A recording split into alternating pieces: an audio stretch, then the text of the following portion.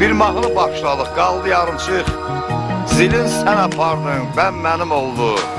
İkimiz bir dərdə qoşa ağladıq, qurudu gözlərin, mən mənim oldu.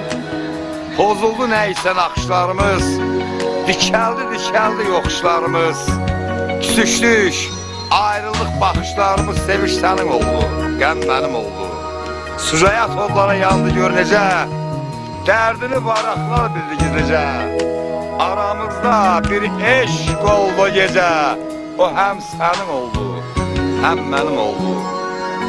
Ömrüm boyu göz yaşı ilə yaşayan, hər axşamı, hər sabahı biz olduq. Təsəlli tapdılar həsrətimizdən ayrışanların ahı, biz olduq.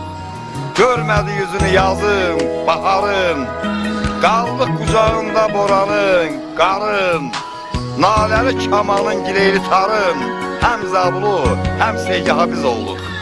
Sücayət getmədi hicranın yası, gəlmədi vüsalın səsi sədası.